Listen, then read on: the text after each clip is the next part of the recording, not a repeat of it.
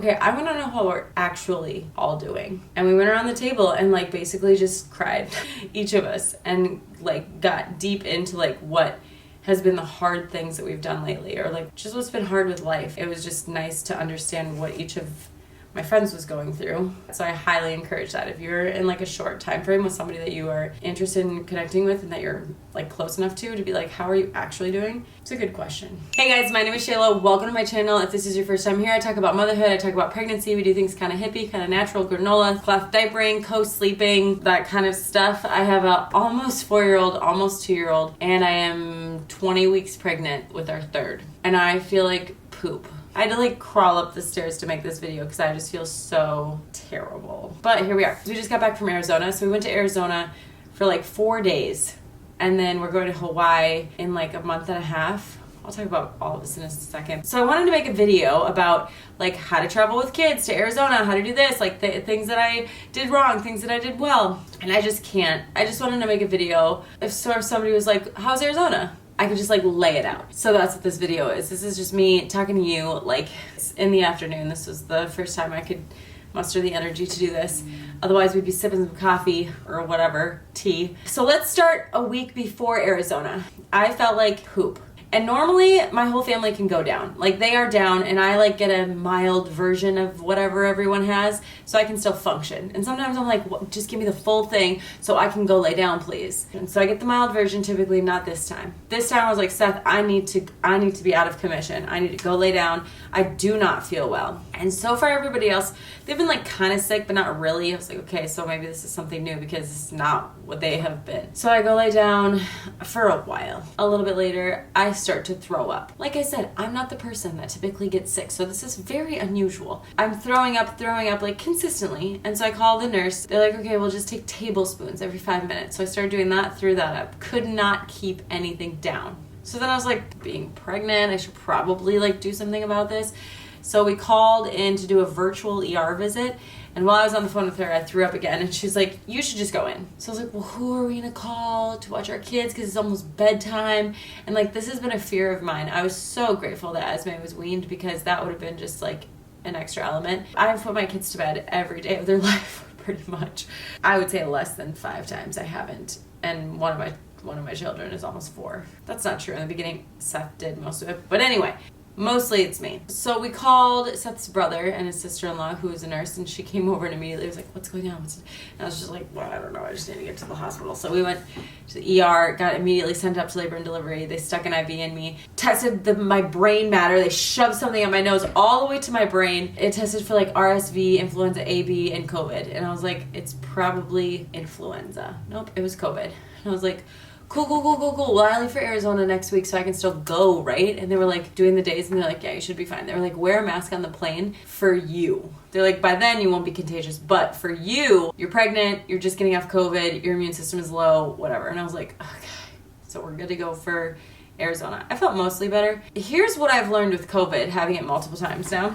If you don't rest, she slaps you in the face. So you're like, oh, I'm feeling better today. I can act like I'm normal. And then that night or that afternoon or the next day, you feel worse. And you're like, I should have just chilled out and rested. Because that's really what I needed to do. Like, I had my really bad day, then I had a really good day, then I had another really bad day, and like, whatever. Then we went to Arizona, and my genius self was like, we're only gonna be there for 4 days, so we should leave at like 6:30 in the morning. Like, wheels up at 6:30 in the morning with 2 small children. Seemed like the best idea. I just kept talking to Ali about it. I'm like, we're gonna wake you up in the middle of the night, we're gonna just bring you to your car seat, it's just gonna be early. So that night, she's like, is tonight the night that you wake me up in the middle of the night? I'm like, yes. So they did well. I put them in their plane outfits to go to sleep, and we woke them up at 4 a.m. Like, they didn't get too fussy. They were awake once we got to the airport. They did the plane just fine. It was once we got there when they had their meltdown. Dressing them in the outfits, here's my little tips. I put them in matching outfits. My mom did this with me and my sister because she's like, if I ever lost one, then I would say she's wearing this. Like, some people take pictures of their kids. My mom would just hold the other kid and be like, she's wearing this. They were in these bright colors that were easy to find, and I feel like they were in like these cute little outfits, which then in my mind, made people be like, oh, okay, we're not as angry. It just seemed like people were more receptive to them because they looked cute. We also use the CARES harness on the plane. So some people bring their car seats on. We have this like harness, and I can link it. It's linked somewhere, but it's a harness that's like just seat belts. Like it's really, really small. And you just hook it to the seat. It hooks them here and at the seat belt. And it's like, it was great last time we used it. This time, Esme's mobile. Last time Esme was not mobile. The big one was like, why do I have to get hooked up in this thing when she gets to crawl all over the place? So it didn't work as well this time. But that's fine. When they both are in it, I think it'll work better again. And on the flight out there, I mean, it was only 3 hours, but we're going to Hawaii. Seth's bucket list was Hawaii. We were supposed to go to Mexico, then a lot of things changed, and we ended up going to Hawaii instead. But I told him, like, absolutely not. We're absolutely not going to Hawaii. Like, it's too long of a flight for these kids. Like, no way. Well, if we don't go now, it's gonna be like 10 years before we feel able to go again with our kids, because we're having a third. Esme is under 2, and under 2 you don't have to pay for their seat if they sit on your lap, which I'm gonna be very pregnant, so I don't even know if I'm gonna have a lap, but we're gonna find out. So, like, we only have to pay for 3 seats, but we should just go now. So we're flying 4 hours to the West Coast. We have a 4-hour layover where we're just gonna get out, eat dinner, chill, take it real slow, and then we have a 6-hour flight out to Hawaii. Wish us luck on that. On the flight out to Arizona, we were like, Hawaii's gonna be tough. And I thought, should I buy Esme a seat? Should I just pay for 4 seats so that we all have seats? But then what? Me and the 2 girls on one, because usually it's 3 by 3, right? 2 girls and me and then dad on the other side. So I don't know if it's better to have more space or if it's worse. I don't know, but we're just sticking with the 3 seats. Aaliyah was like determined because she got to bring on a carry-on, and she has like a bag from my mom, and so she stuffed it with toys, and I was like, great, fine. At first I was like, you're not gonna bring that though, because you're gonna not carry that. She's like, I will carry it. She did. She carried it everywhere, all through I think there was like a very brief moment where she was like, no, can you carry it? But other than that, she was stoked to be rolling around this little bag. So trust your kids, maybe. It worked out well for us. The biggest tip I have for kids on airplanes though is either nurse them on the way up and down, feed them on the way up and down, or give them water. Force them to drink water on the way up or down. I just tell her, like, if your ears are hurting, you need to drink some water, because they just need to swallow. I think helps so much with like their ears. So that's a big one. Then we'll just talk about the flight back just so we can be done with the flights. But on the way back, we were supposed to leave at like, I don't know, 6:30 p.m. So we were getting in at like 9 a.m., had 4 full days, and then leaving at 6 p.m. So we really had 4 full days. That meant that we weren't going to get home till like 11 p.m. So I really just was winging it with the sleep. I was like, it's just going to be fine. And just really tried to put that sleep stress away. The 6:30 flight became a 7:30 flight, became an 8:30 flight, became a 9 o'clock flight, and we got home at 1 a.m. Plus with the time difference, so we didn't leave till like 10 p.m. Minnesota time.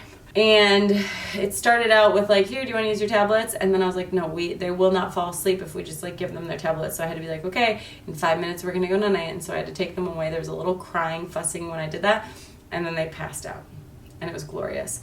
And I actually put my baby in the carrier because then I could just like sleep and she could be on me. Obviously she's like 1.5, so I feel safe doing that. And then Leah just laid across the middle seat on Seth's lap. I mean, kids don't really sleep in when they stay up till 2 in the morning either, because we didn't get back to bed till 2 in the morning. It was gnarly. So that's kind of the flights. I feel like that's what everybody panics about. And the more you do it, the easier it gets. You figure out what your kids need. We bought like little personal notebooks that they each got. Like one got a pink one got a purple one, and then they could do whatever they wanted with like their crayons in there. And they loved it. They still love it. They're here at home and they're just like, this is my notebook, this is my notebook. And then they like color in it. That's a tip I have for you, but seemed to work well, having them have their own notebooks. But once we were in Arizona, we went to Arizona visiting my college roommates. And this past summer, we actually lost one of my college roommates. She passed away. So this was the first time that we were all getting together without her, which was like super sad. I'm gonna cry right now. But it was nice just to all be together again. One of my college roommates has kids similar-ish to mine, and so we got to like have all the girls hang out together, and it was really nice. And something that we did, obviously, we went on like a girls' dinner thing where Seth, he went to the park and get shakes with the girls, and I went to sushi, obviously whatever sushi I could have, and we were like, oh yeah, this is cool, this is a fun trip, blah blah blah.